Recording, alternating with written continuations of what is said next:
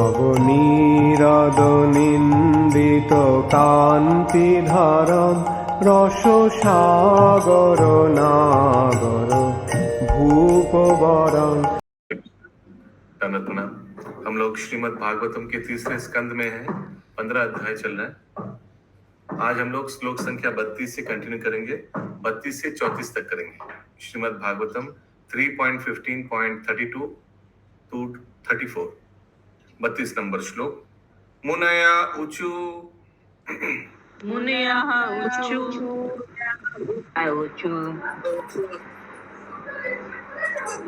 Please एक साथ repeat कीजिएगा। गायत्री माता जी, छंदा माता जी, गायत्री श्याम माता जी, एक साथ रिपीट कीजिएगा। ओवम इहैक्य भगवत परिचार्य योचे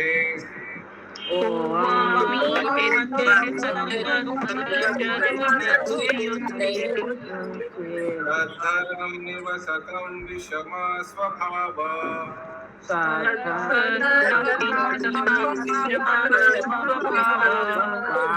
तस्मिन् प्रशान्तो पुरुषे गत विग्रहे वाम्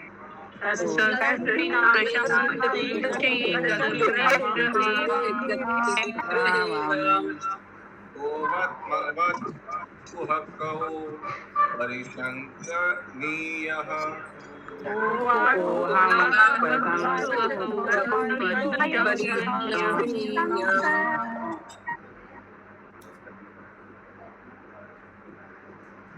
यस प्रभु, कंटिन्यू। मुनियों ने कहा, ये दोनों व्यक्ति कौन हैं जिन्होंने ऐसी विरोधात्मक मनोवृत्ति विकसित कर रखी है? ये भगवान की सेवा करने के उच्चतम पद पर नियुक्त हैं और इनसे यह उम्मीद की जाती है कि इन्होंने भगवान जैसे ही गुण विकसित कर रखे होंगे। ये दोनों व्यक्ति वैकुंठ में किस तरह रह रहे हैं? इस भगवत धाम में किसी शत्रु के आने की संभावना कहाँ है? पूर्ण पुरुषोत्तम भगवान का कोई शत्रु नहीं है, भला उनका कौन ईर्ष्यालु हो सकता है? शायद ये दोनों व्यक्ति कपटी हैं, अतएव अपनी ही तरह होने की अन्यों पर शंका करते हैं। Hare Krishna. Very strong statements. तात्पर्य, वैकुंठ लोक के निवासियों तथा भौतिक लोक के वासियों में अंतर यह है कि वैकुंठ में सारे निवासी भगवान की सेवा में लगे रहते हैं और उनके समस्त सद्गुणों से युक्त होते हैं। महापुरुषों ने यह विश्लेषण किया है कि जब कोई बद्ध जीव मुक्त होता है और भक्त बनता है तो भगवान के लगभग 79% सद्गुण उसमें आ जाते हैं। अतः वैकुंठ लोक में भगवान तथा निवासियों के बीच शत्रुता का प्रश्न ही नहीं उठता। हरे कृष्णा।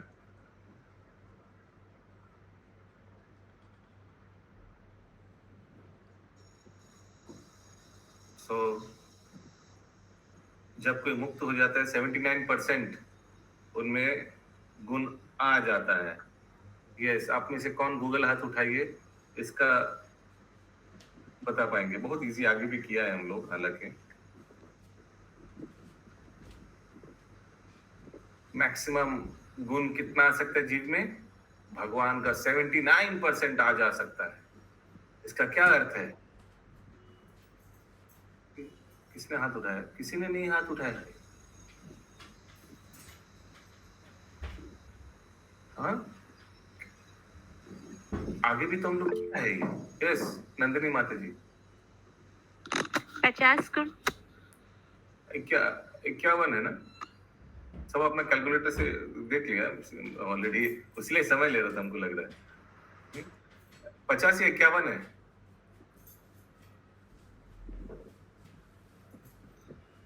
फिफ्टी है ना? ब्रह्मा जी का हाईएस्ट कितना है? 50 है। 50 गुण। ओके, सो 64 गुण भगवान का है और यह ब्रह्मांड का सर्वोच्च जीव 79% ऑफ 64। मेरा कैलकुलेटर में दिखा रहा है 50.56। तो 50 गुण, तो मैक्सिमम 50 आ सकता है। ठीक है, सबको समझ में आया? मुन्नालाल प्रभु, सुषमा शाह माता जी, छंदा माता जी, पिंकी माता जी, पूनम माता जी। अंजन अहमद जी, या you have a question? 50 गुण किसके प्रभु जी? 50 गुण किसके? तो यहाँ लिखा है मैक्सिमम भक्त माने ये जड़ जगत में एनालाइज किया गया great personalities that when a condition soul is liberated, जब एक बद्ध जीव मुक्त हो जाता है तो मैक्सिमम कितना उनमें गुण आ सकता है? जीव ही तो है ना। तो सबसे बड़ा जीव कौन है ब्रह्मांड में? ब्रह्मा जी, वहां तक आ सकता है। तो कितना हो सकता है? 79% हो सकता है मैक्सिमम। किनका 79%? भगवान श्री कृष्ण का गुण का 79% आ सकता है। भगवान श्री कृष्ण में मुख्य कितना गुण है? 64। तो अगर कैलकुलेटर जी से आप पूछेंगे 64 इंटू 79%, तो कितना बताएगा आपको? 50 पॉइंट समथिंग बताएगा, तो 50 गुण। तो इसका क्या मतलब हुआ? मैक्सिमम इस ब्रह्मांड में बद्ध जीव का कितना गुण आ सकता है भक्ति में? भक्ति करने के बाद मैक्सिमम कितना आ सकता है? 50%। ठीक है, मिला सबको कैलकुलेशन पिंकी माता जी? ओके, भाग्यराजा भाग्यराजा माता जी? ओके, आगे continue. Prabhu, that means that is 79 of the 64%, ना? মানে ভগবানের যতটা টোটাল কোয়ান্টিটি কোয়ালিটিজ या তার 79% is obviously 50. या तो इससे पता चलता है भगवान का जो गुण है वो हम में है, जीवों में है। तो मैक्सिमम कितना हो सकता है? मैक्सिमम 50। ओके, मैक्सिमम 79% या 50 हो सकता है। आगे। अतः वैकुंठ लोक में भगवान तथा निवासियों के बीच शत्रुता का प्रश्न ही नहीं उठता। इस भौतिक जगत में नागरिक मुख्य प्रशासकों या राजा अध्यक्षों के प्रति शत्रुता रख सकते हैं, किंतु वैकुंठ में ऐसी कोई मनोवृत्ति नहीं होती। जब तक मनुष्य पूरी तरह सद्गुण विकसित नहीं कर लेता, तब तक उसे वैकुंठ में प्रविष्ट नहीं होने दिया जाता। अच्छाई या सद्गुणशीलता का मूल सिद्धांत है भगवान की अधीनता स्वीकार करना। इसलिए मुनिगण चकित थे कि उन्हें महल में प्रविष्ट होने से रोकने वाले दोनों द्वारपाल वैकुंठ लोक के वासियों जैसे नहीं थे। कहा जा सकता है कि द्वारपाल का कर्तव्य यह निश्चित करना है कि किसी महल में प्रवेश करने दिया जाए और किसी नहीं, किंतु इस संदर्भ में यह प्रासंगिक नहीं है, क्योंकि वैकुंठ में किसी को तब तक प्रविष्ट नहीं होने दिया जाता जब तक वह भगवान की भक्ति में 100% उन्मुख नहीं हो लेता। वैकुंठ लोक में भगवान का कोई शत्रु प्रवेश नहीं कर सकता। कुमारों ने यह निष्कर्ष निकाला कि द्वारपाल उन्हें केवल इसलिए रोक रहे थे क्योंकि वे स्वयं कपटी थे। हरे कृष्ण। हरे कृष्णा। तो वैकुंठ लोक में कोई कपटी भी नहीं रह सकता है, ये भी उनको सोचना चाहिए था। हरे कृष्ण। किसी का कोई प्रश्न है? प्रभु, इसमें ये लाइन आई है कि क्योंकि वैकुंठ में किसी को तब तक प्रविष्ट नहीं होने दिया जाता जब तक वह भगवान की भक्ति में 100% उन्मुख नहीं हो लेता। तो मतलब उसमें तो 51 ही गुण रहेंगे ना, भगवान जितने तो नहीं हो पाएंगे। तो फिर वो 100% कैसे होगा? आप म्यूट में है प्रभु, आप म्यूट में है। बद्ध जीव का 100% 50% ही है। 50 गुण ही है, सॉरी 50% नहीं। That is 79% is 100% for condition soul. ठीक है। अगला श्लोक 33 नंबर। तब बोलिए इंद्रदेव की जय। जय जय जय जय। नाही अंतरम भगवती तीह समस्त कुक्ष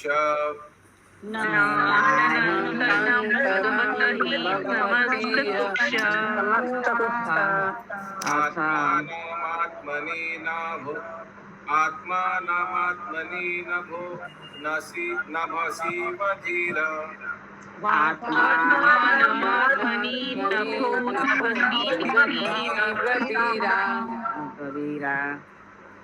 पश्यन्तु यत्र युवयोस्तुरलिङ्गिनो किम्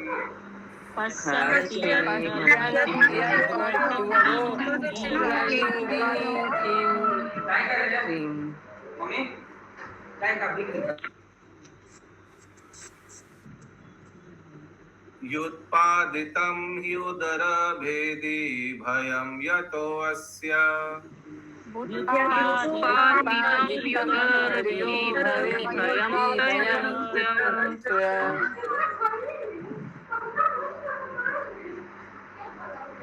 अंजलि माता जी म्यूट कर लीजिए। हाँ, वैकुंठ लोक में वहां के निवासियों तथा भगवान में उसी तरह पूर्ण सामंजस्य है जिस तरह अंतरिक्ष में वृहत तथा लघु आकाशों में पूर्ण सामंजस्य रहता है।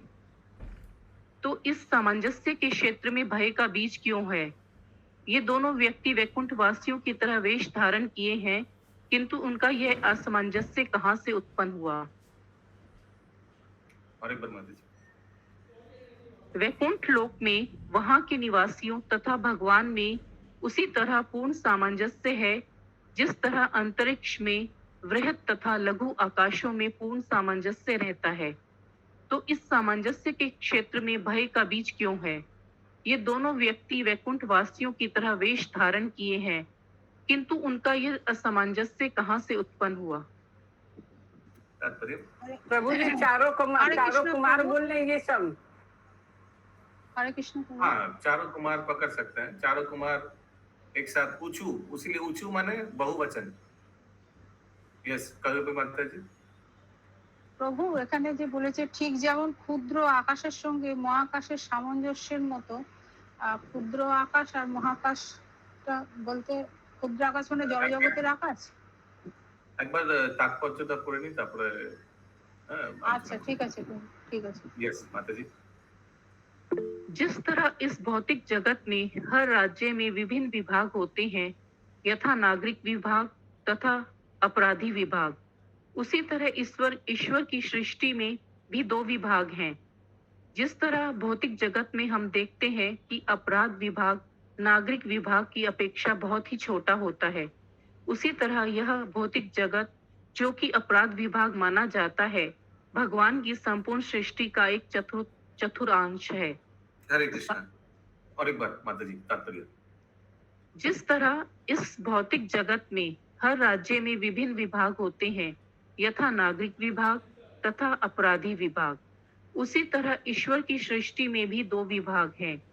जिस तरह भौतिक जगत में हम देखते हैं कि अपराध विभाग नागरिक विभाग की अपेक्षा बहुत ही छोटा होता है, उसी तरह यह भौतिक जगत जो कि अपराध विभाग माना जाता है, भगवान की संपूर्ण सृष्टि का एक चतुर्थांश है।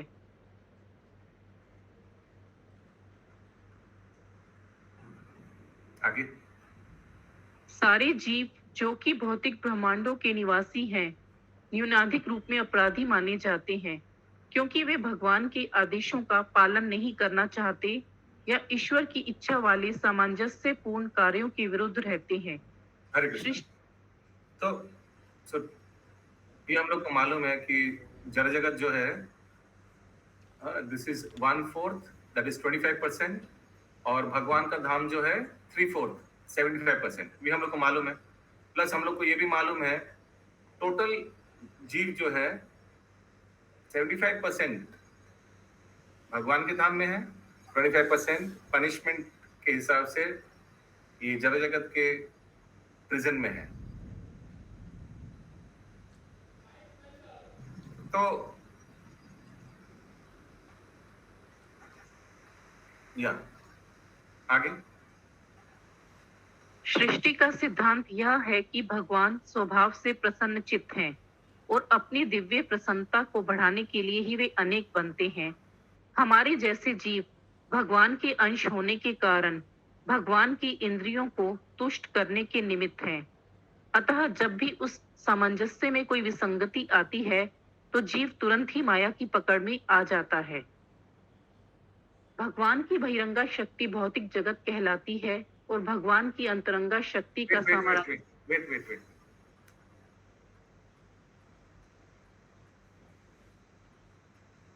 The principle of creation is that the Supreme Personality of Godhead is by nature joyful, and he becomes many in order to enhance his transcendental joy. तो भगवान सच्चिदानंद में है, आनंद बहुत अच्छा लगता है उनको। तो हम लोग जैसे अनुजीव उनसे आते हैं, क्यों? क्योंकि he wants happiness. Yes, Pinky माता जी। हरे कृष्णा प्रभु जी यहाँ पर भगवान की संपूर्ण सृष्टि का चतुर्थांश क्या भौतिक जगत को बताया गया है? फिर से बोलिए, सुनाई नहीं दिया। भगवान की सृष्टि का संपूर्ण सृष्टि का चतुर्थांश है, हाँ, तो क्या भौतिक जगत को बताया जा रहा है? 1/4 इज जड़ जगत। हाँ, एक चतुर्थांश, क्या हिंदी में ऐसे कुछ लिखा है ना, 1/4।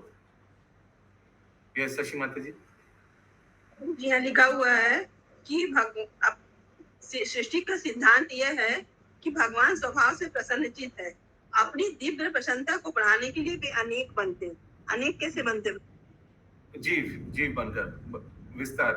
तो जीव भगवान का पार्ट एंड पार्सल है। क्या भगवान की बहिरंगा शक्ति भौतिक जगत कहलाती है और भगवान की अंतरंगा शक्ति का साम्राज्य वैकुंठ या भगवत धाम कहलाता है। वैकुंठ लोक में भगवान तथा उसके निवासियों के मध्य कोई असमंजस्य नहीं रहता। अतः वैकुंठ लोक में ईश्वर की सृष्टि पूर्ण है, वहां भय का कोई कारण नहीं है। संपूर्ण भगवत धाम एक ऐसी पूर्णतया सामंजस्य युक्त इकाई है कि उसमें शत्रुता की कोई संभावना नहीं है। वहां की हर वस्तु परम पूर्ण है। जिस तरह शरीर के भीतर बहुत सी शारीरिक संरचनाएं होती हैं, किंतु तो भी वे उदर की सृष्टि हेतु एक क्रम में कार्य करती हैं, और जिस तरह किसी मशीन में हजारों पुर्जे होते हैं, फिर भी मशीन के कार्य को पूरा करने के लिए सामंजस्य पूर्वक काम करते हैं, उसी तरह वैकुंठ लोकों में भगवान पूर्ण है तथा निवासी भी भगवान की सेवाओं में पूर्णतया संलग्न रहते हैं। হরে কৃষ্ণ প্রভু এই স্ট্যান্ডারটা দ্বিতীয় লাইনে লেখা আছে, বৈকুণ্ঠ লোকে ভগবান ও সেখানকার অধিবাসীদের মধ্যে কোনো অসামঞ্জস্য নেই, তাই বৈকুণ্ঠ লোক ভগবানের সৃষ্টি পূর্ণ। এটা একটু বুঝিয়ে বলবেন। ওখানে ভগবান আর ভগবানের ভক্তরা থাকে, তো ওই জন্য there is no, ইংলিশে লেখা আছে ডিসহারমনি। মানে অসামঞ্জস্য বলতে কি বোঝাচ্ছে? অসামঞ্জস্য বলতে বোঝা যাচ্ছে বার্ডস অফ সেম ফেদার। বুঝতে পারলেন কি বললাম? না, বুঝলাম না। বার্ডস অফ সেম ফেদার, ভগবান যেমন সচ্চিদানন্দময়, তেমন তার ভক্তরাও একদম পূর্ণ সচ্চিদানন্দময়, একদম ইটারনাল বিউটি। মানে বলতে চাইছে মানে একই গুণের অধিকারী। একই গুণ আমি আনবেন না, গুণ এখন 64 আর 50 সেটা আনবেন না, কিন্তু মানে যেমন আমরা বলতে পারি যে এই ক্লাসে একটা এখন 43 জন আছে, there is something common amongst all 43। ওটা কি? সবাই কৃষ্ণ ভক্ত হতে চেষ্টা করছে, এটা তো বলা যেতে পারে। সো ইন দ্যাট সেন্স সবাই এক লেভেলে আছে, ইউ নো। আচ্ছা, তো ওখানে এক লেভেল বলতে ওখানেও ভগবানের ধামেও হারমোনি, কারণ কি ভগবান যা চান সেটাই ভক্তরা তাই করে, মেনে নেয়, সেটাই করে। এইভাবে একটা সুন্দর হারমোনি আছে, কেউ উল্লঙ্ঘন করে না, এর অপোজিটে কি কেউ কিছু উল্লঙ্ঘন করে না। আচ্ছা আচ্ছা, यस शशि माता जी। ঠিক আছে। हरे कृष्ण प्रभु जी, यहाँ पे उदर और शारीरिक संरचनाएं की एग्जाम्पल दिया गया है, तो लिखा हुआ किंतु तो भी वह उदर की तुष्टि हेतु एक क्रम में काम करती है। उदर की तुष्टि हेतु मतलब? हाँ, तो सोचिए ये हाथ मुंह जो है सब खाना, तो उदर के तुष्टि सब लाइक सोचिए अगर हाथ कल बोल दिया हमको काट दो, हम अकेला ही खा लेंगे, तो सोचिए अगर हाथ को काट दिया, हाथ क्या अकेले से शक्ति पाएगा खाकर? नहीं, हाथ को शक्ति पाने के लिए उधर कोई खिलाना पड़ेगा, उधर से शक्ति आएगा हाथ को। ठीक ना? समझ में आया सबको? ओके। तो इसलिए हारमोनी, हाथ मुंह सब हारमोनी चल रहा है। क्यों? सबको शक्ति चाहिए, और सबको शक्ति के लिए उधर को खिलाना पड़ेगा। जस्टिन तुष्ट जगत तुष्ट। अगर बारिश चाहिए, सब कुछ देवी देवता से सब कुछ चाहिए, फैमिली चाहिए, तो भगवान कृष्ण का भजन कीर्तन करना पड़ेगा। यस्मिन् तुष्ट जगत तुष्ट। भगवान कृष्ण का तभी आप इंद्रदेव का जय क्यों बोले? भगवान का जय बोलना चाहिए था ना। इंद्रदेव भी भगवान का भक्त है, उस हिसाब से। आज का बरसात के लिए भगवान की जय बोलना चाहिए। ओके, जय कृष्णचंद्र भगवान की जय।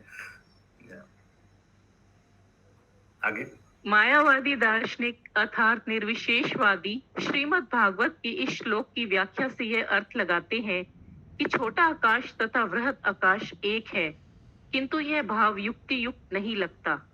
वृहद आकाश तथा लघु आकाश का उदाहरण मनुष्य के शरीर के भीतर भी लागू होता है। हरे कृष्णा।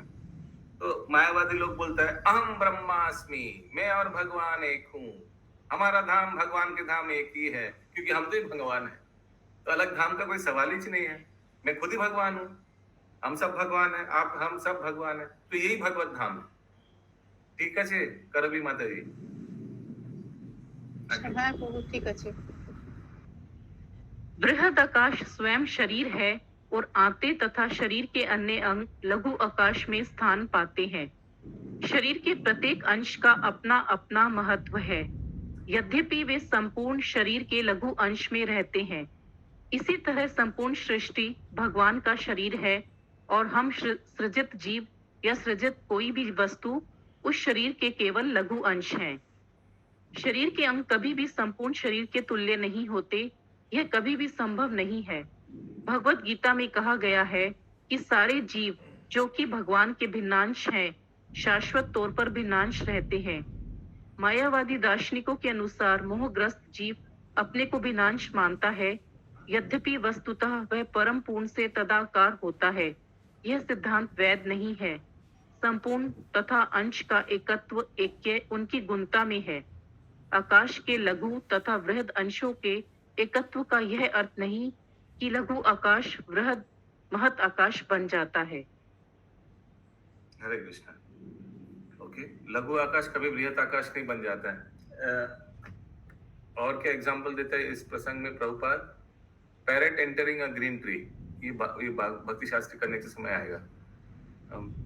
सोचिए एक तोता उड़ते उड़ते एक बट वृक्ष में घुस गया, तो दूर से कोई देखेगा बोले तोता भी ग्रीन, बैनियन ट्री भी ग्रीन, तोता घुस गया तो ग्रीन हो गया। हाँ, ऐसे ही जीव मृत्यु के बाद भगवान के धाम में चला गया तो जीव भगवान हो गया। लेकिन मृत्यु के बाद जीव का क्या अलग अस्तित्व होता है? हाँ होता है, जीव जीव ही रहता है। भगवान के धाम में जाने के बाद भी जीव जीव ही रहता है ना। वैसे ही तोता अगर वृक्ष में प्रवेश किया तो तोता क्या वृक्ष बन जाएगा? नहीं, तोता ही रहेगा, है ना। तोता तोता ही रहेगा। आप अगर वृक्ष में अंदर घुस के देखिएगा तो मिलेगा तोता बैठा हुआ है अंदर, हरे कृष्णा बोलेगा आपको। हरे कृष्णा। ओके, समझ में आया सबको? यस प्रभु जी। वैसे छोटा आकाश बड़ा आकाश, so everybody has to work in harmony, बड़ा आकाश को संतुष्ट करने के लिए। और बड़ा आकाश अगर संतुष्ट होगा तो छोटा आकाश को भी सब कुछ मिलेगा। ठीक है प्रभु जी, यहाँ बृहद आकाश तो भगवान का शरीर हो गया, भगवान का शरीर बोलो, और लघु आकाश में हम सारे जीव आ गए ना। हरे कृष्ण प्रभु जी। मशीन और पुर्जा का भी इसमें दिया ना एग्जाम्पल। यस, तो हर एक मशीन का पार्ट्स काम करेगा तो फिर मशीन काम करेगा। कोई एक पार्ट्स बोला मैं तो अकेला ही बना सकता हूँ बिस्किट, तो वो मशीन बिस्किट काम करेगा क्या? बिस्किट बनेगा क्या उस पार्ट से? नहीं बनेगा। सबको हार्मनी से काम करना है, और वो भगवान के धाम में होता है, यहाँ नहीं होता है। यहाँ सब हम लोग चल बे ना हम अकेला बनेंगे, हम अकेला हम वो करेंगे बस। तो भगवान बोला ठीक है तुम जाओ, तुम्हारे लिए एक तो नया एड्रेस है जरा जगह। ये सुनित राधिका माता जी। यस माता जी बोलिए। माता जी सुनाई नहीं दे रहे हम लोग को। हरे कृष्णा। यस महामंदिर माता जी। हरे कृष्णा प्रभु। यहाँ सामंजस्य का बात है कि सभी को एक दूसरे के सामंजस्य के हिसाब से चलना होगा। अगर सामंजस्य नहीं है तो फिर एक दूसरे का साथ नहीं चल सकते। मशीन में भी वो सारा पूजा अगर एक दूसरे के साथ चलेगा तो वही चलेगा, नहीं तो बैठ जाएगा मशीन। यस, जैसे हेडफोन मोबाइल सब ठीक से काम करेगा तो आवाज सुनाई देगा वहां से यहाँ। कुछ भी गड़बड़ हो गया तो आप जितना भी बोलिए आवाज नहीं आएगा। हरे कृष्ण। अब आ रहा है प्रभु जी, हम हेडफोन चेंज कर ले, आवाज आ रही है। हाँ, अभी बड़ा आकाश छोटा आकाश सब हार्मनी में है। यस, पर हाँ, प्रभु जी हम बोल रहे हैं भगवत गीता का जो लिखा हुआ है भगवत गीता में सारे जीव जो कि भगवान के भिन्नांश है, वो नहीं समझे प्रभु जी, बता दिए भगवत गीता का जो लिखा हुआ है। पहले पर पढ़िए। अच्छा, भगवत गीता में कहा गया है कि सारे जीव जो कि भगवान के भिन्नांश है, शाश्वत तौर पर भिन्नांश रहते हैं। मायावादी दार्शनिक के अनुसार इटर्नली भिन्नांश रहता है, इटर्नली अभी भी भिन्नांश है। अगर कभी भक्त हो गया, शुद्ध भक्त हो गया, भगवान के धाम में चला गया, तभी भिन्नांश ही रहेगा ना खुशबू माता जी। हाँ ये समझ, वो तो भगवान नहीं बन जाएगा। अभी यहाँ भी हम लोग दास है, अगर अच्छा से भजन कीर्तन किया, भगवान के धाम गया, तो वहां बॉस बन जाएगा क्या? नहीं, वहां भी भिन्नांशी रहेंगे, बॉस का सेवा करेंगे। ओके समझ। आगे, वैकुंठ लोकों में फूट डालो और राज्य करो की राजनीति के लिए कोई अवकाश नहीं है, क्योंकि भगवान तथा निवासियों के स्वार्थ एक है। माया का अर्थ है जीवों तथा भगवान के बीच असमंजस्य, और वैकुंठ का अर्थ है उनके बीच सामंजस्य। वस्तुतः सारे जीवों का पालन पोषण भगवान द्वारा होता है, क्योंकि वे परम पुरुष हैं। किंतु मूर्ख प्राणी वास्तव में परम पुरुष के वश में होते हुए भी उनके अस्तित्व की अवमानना करते हैं, और वह स्थिति माया कहलाती है। कभी कभी वे इस बात से इनकार करते हैं कि माता जी। हरे कृष्णा प्रभु, यहाँ ये नहीं समझ में आया कि जीव तथा भगवान के बीच असमंजस है और वैकुंठ का अर्थ सामंजस्य। हाँ, तो माया तो असमंजस्य है, जीव भोग करना चाहता है और भगवान एक्चुअली भगवान को ही भोग परम भोगता है, तो दोनों में डिसहार्मनी हो गया ना, असमंजस्य हो गया। और वो किसके द्वारा हुआ? माया के द्वारा। माया जीव को भुला देता है कि he is supposed to serve Krishna, वो खुद को तृप्त करने में व्यस्त रहता है, तो उसमें गड़बड़ हो जाता है। ठीक है, कंटिन्यू माता जी। कभी कभी वे इस बात से इनकार करते हैं कि ईश्वर जैसा कोई व्यक्तित्व भी है। उनका कहना है हर वस्तु शून्य है, और कभी कभी वे ईश्वर के होने से भिन्न प्रकार से इनकार करते हैं, जैसे सो दिस इज कॉल्ड शून्यवाद फिलॉसफी, वॉइडिज्म। सब वॉइड से आया है, वॉइड में चला जाएगा। अचानक विस्फोट हुआ, सब आ गया, अचानक विस्फोट होगा, सब चला जाएगा, वॉइडिज्म। तो प्रभुपाद बताते हैं, बहुत सुंदर चीज बताते हैं, the only thing void in this material world is the void head of the voidist। हरे कृष्ण। आशा करता हूँ समझ में आया। आगे नहीं आया समझ में, मेरे को तो नहीं आया। void माने फाका। अच्छा, तो प्रभुपाद जी बताते हैं एक चीज ही फाका है इस जगत में, जो voidist है उन लोग का फाका मस्तिष्क। हरे Krishna. the void head of the voidist। या आगे,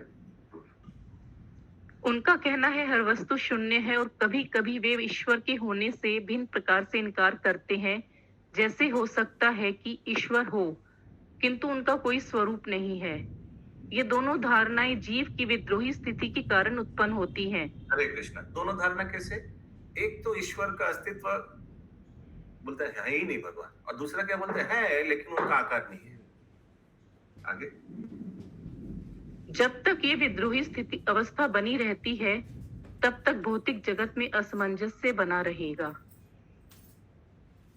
सामंजस्य या असमंजस्य की अनुभूति किसी विशेष स्थान के कानून तथा व्यवस्था के कारण होती है। धर्म भगवान का कानून तथा व्यवस्था है। श्रीमद् भगवत गीता में धर्म का अर्थ भक्तिमय सेवा या कृष्ण भावना अमृत पाया जाता है। प्रभु, ये जो पहली लाइन है, सामंजस्य या असमंजस्य की अनुभूति किसी विशेष स्थान के कानून तथा व्यवस्था के कारण होती है, इसका क्या मतलब हुआ? हाँ, वही समझा रहे प्रभुपाद। फर्स्ट स्टेटमेंट दिया, फिर आगे बता रहे, पर ये पूरा फिर अच्छा, समझना। ठीक है। कृष्ण कहते हैं सारे धर्मों को त्याग दो और एकमात्र मेरे शरणागत बनो, यह है धर्म। जब मनुष्य को इसका पूरा पूरा भान रहता है कि कृष्ण परम भोक्ता तथा परमेश्वर है और वह उसी के अनुसार कर्म करता है, तो वही असली धर्म है। हरे कृष्ण। तो अगर कोई व्यक्ति बोलता है मैं तो धार्मिक हूँ, आप धार्मिक हैं, ठीक है, तो भगवान जो जो बता रहे नियम आप फॉलो कर रहे हैं, नहीं बीच बीच में थोड़ा अंडा मच्छी हो जाता है, तब तो आप धार्मिक नहीं है। धार्मिक का अर्थ क्या है? धर्मात् तु साक्षात भगवत प्रणीतम। ये पूरा ये लाइन बहुत इंपॉर्टेंट। धर्म क्या है?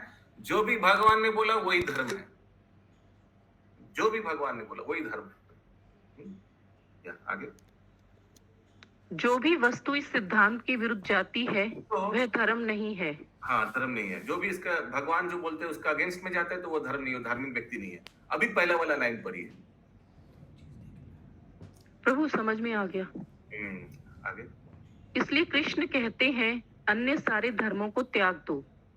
आध्यात्मिक जगत में कृष्ण भावनामृत का यह धार्मिक सिद्धांत सामंजस्य में बना रहता है, इसलिए वह लोक वैकुंठ कहलाता है। यदि उन्हीं सिद्धांतों को पूर्णतया या अंशतः यहाँ पर अपनाया जा सके तो यह भी वैकुंठ बन जाए। ऐसा किसी संघ या समिति के साथ भी होता है, यथा अंतरराष्ट्रीय कृष्ण भावनामृत संघ। यदि अंतरराष्ट्रीय कृष्ण भावनामृत संघ के सदस्य कृष्ण पर अपनी श्रद्धा केंद्रित करते हुए भगवत गीता के आदेश तथा सिद्धांतों के अनुसार सामंजस्य पूर्वक रहे, तब तो वे वैकुंठ में रहते हैं, इस भौतिक जगत में नहीं। हरे कृष्ण। हरि बोल। ठीक है,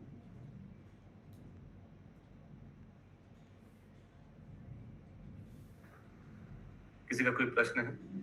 अगला श्लोक 34 नंबर। तद्वं ममुष्य परमस्य विकुंठ भारतो कर्तुं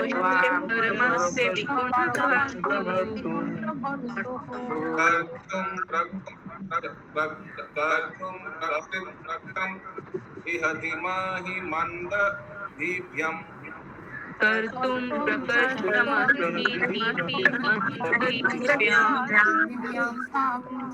लोकानितो व्रजतमन्तरभावदृष्ट्या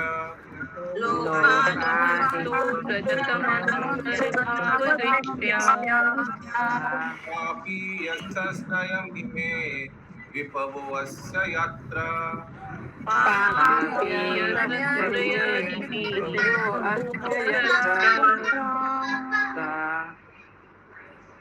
अतएव हम विचार करें कि इन दो संदूषित व्यक्तियों को किस तरह दंड दिया जाए। जो दंड दिया जाए वह उपयुक्त हो, क्योंकि इस तरह से अंततः उन्हें लाभ दिया जा सकता है, चूंकि वे वैकुंठ जीवन के अस्तित्व। सॉरी, तो पिछले वाला श्लोक क्यों बोला था चतुष कुमार ने? हार्मनी। बड़ा आकाश छोटा आकाश में हार्मनी है, ये जड़ जगत में नहीं है हार्मनी। वैकुंठ जगत में तो दोनों आकाश में हार्मनी है, बड़ा आकाश छोटा आकाश, यानी जीव और भगवान में, है ना। सब जीव एक ही चीज चाहता है, तो इसीलिए वो श्लोक कोट किया था चतुष कुमार। तो फिर हम जो चाहते हैं ये वही चाहता है, तो फिर हमको रोका क्यों? ठीक है, पिछले वाला अनुवाद फिर से पढ़िए। वैकुंठ लोक में वहां के निवासियों तथा भगवान में उसी तरह पूर्ण सामंजस्य है जिस तरह अंतरिक्ष में वृहत तथा लघु आकाशों में पूर्ण सामंजस्य रहता है। तो इस सामंजस्य के क्षेत्र में भय का बीज क्यों है? ये दोनों व्यक्ति वैकुंठ वासियों की तरह वेश धारण किए हैं, किंतु उनका यह असमंजस्य कहाँ से उत्पन्न हुआ? ठीक है, अनुवाद इसका पढ़िए। अतएव हम विचार करें कि इन दो संदूषित व्यक्तियों को किस तरह दंड दिया जाए। जो दंड दिया जाए वह उपयुक्त हो, क्योंकि इस तरह से अंततः उन्हें लाभ दिया जा सकता है, चूंकि वे वैकुंठ जीवन के अस्तित्व में द्वैध पाते हैं, अतः वे संदूषित हैं और इन्हें इस स्थान से भौतिक जगत में भेज दिया जाना चाहिए जहां जीवों के 3 प्रकार के शत्रु होते हैं। तात्पर्य: शुद्ध आत्माएं भौतिक जगत की अस्तित्व परक परिस्थितियों में, जो कि परमेश्वर का अपराध विभाग है, क्यों आती हैं? इसका वर्णन भगवत गीता 7.27 में हुआ है।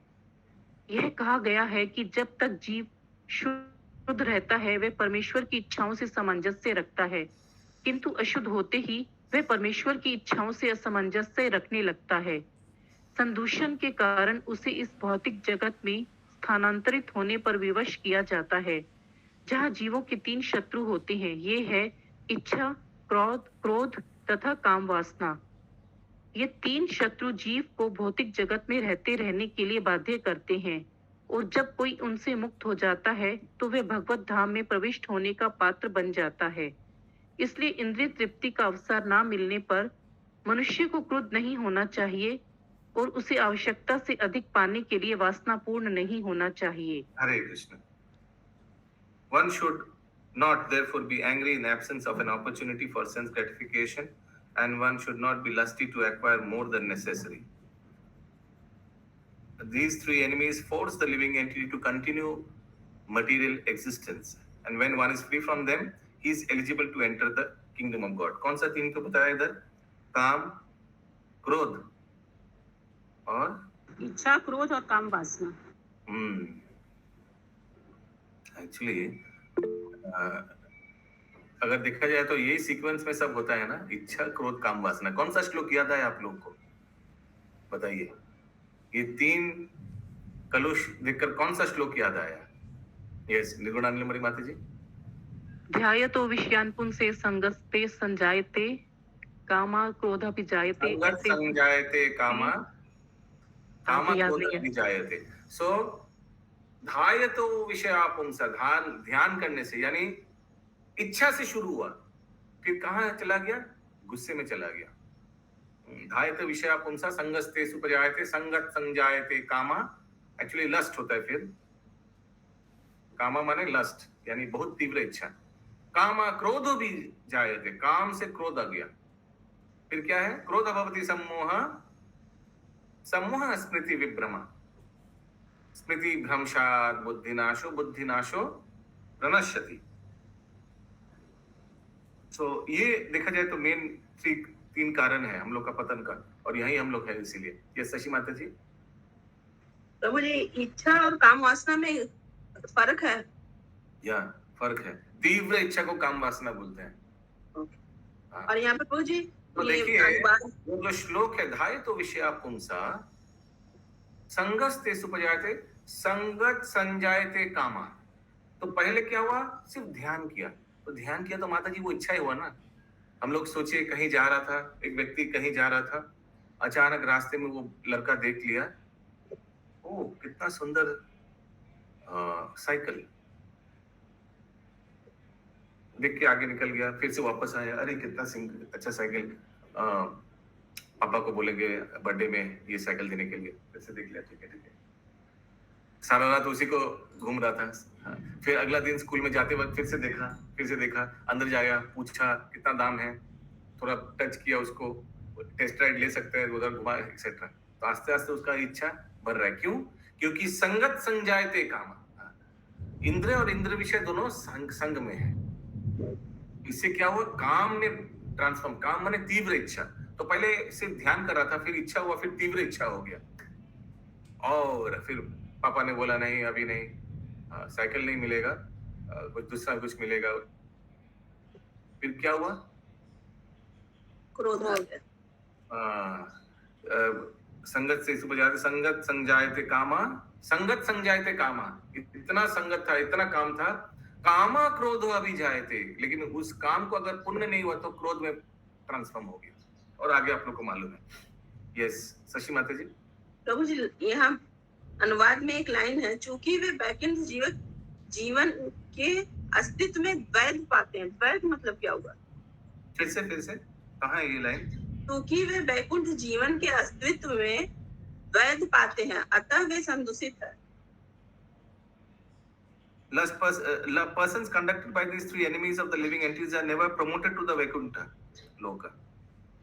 ये है क्या? लास्ट वाला लाइन है क्या? कौन सा लाइन है बताइए? बीच में है प्रभु जी, बीच में। अनुवाद में है प्रभु, अनुवाद में। हाँ, yes. Okay. Since they find duality in the existence of Vaikuntha life, they are contaminated and should be removed from this place of the material world. Duality. तो वैकुंठ लाइफ में कोई डुअलिटी नहीं है, वहां सब हार्मनी में है। जो भगवान का इच्छा वही भक्तों का इच्छा, कोई डुअलिटी माने कोई फर्क नहीं है, डिसहार्मनी नहीं है। हाँ, तो यहाँ तो डुअलिटी हो रहा है, वो कुछ चाहता है, मैं कुछ चाहता हूँ, वो हमको घुसना नहीं दे रहा और मैं घुसना चाहता हूँ, तो डुअलिटी है ना। तो उसको अभी भेजना पड़ेगा, कहाँ भेजना पड़ेगा? हम लोग के पास। हरे कृष्ण। ठीक है, वहां पे तो डुअलिटी नहीं है ना प्रभु जी वैकुंठ में। उस हिसाब से मत देखिए, डुअलिटी माने डिसहार्मनी, ये लोग तो वो लोग वहां पे द्वैत लिखा, द्वैत और द्वैत एक ही है। इंग्लिश म्यूट प्रभु अनम्यूट करिए। द्वैत अद्वैत फिलोसफी इसमें मत लाइए। ओके यहाँ डुअलिटी मीन्स दोनों का डिसहार्मनी, वो कुछ चाहता है और मैं कुछ चाहता हूँ, और मैं अंदर घुसना चाहता हूँ, भगवान को दर्शन करना चाहता हूँ, ये रोक दिया, ऐसा कैसे हो गया? तो यहाँ पे किसके बारे में लिखा गया? चूंकि वे वैकुंठ जीवन के अस्तित्व में द्वैत पाते। वो दो जो थे जय विजय। But since they find duality in the existence of Vaikuntha life, they are company. नहीं, कोई जीव, कोई बद्ध जीव अगर गलती से यहाँ आ गया वैकुंठ में, तो वो द्वैत पाते हैं, क्योंकि इनको लग रहा है ये कैसे यहाँ आ गया, ये तो क्वालिफाइड ही नहीं है, इनको फिर से भेजना पड़ेगा। ठीक है, आगे। इस श्लोक में स्पष्ट कहा गया है कि दोनों द्वारपालों को भौतिक जगत में भेज दिया जाना चाहिए, जहां अपराधियों को रहने की अनुमति रहती है।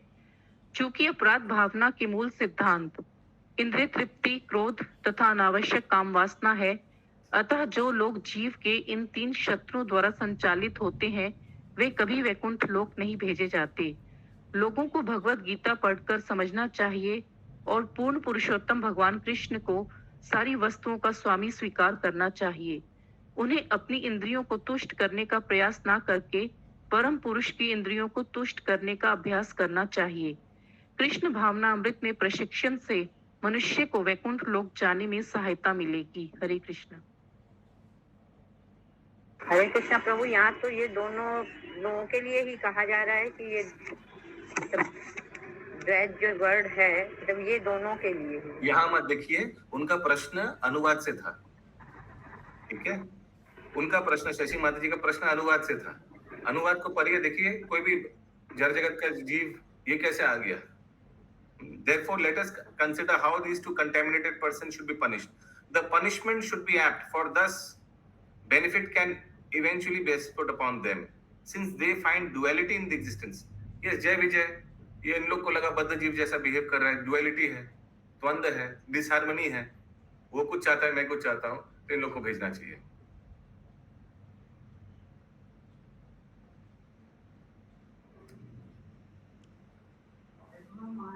या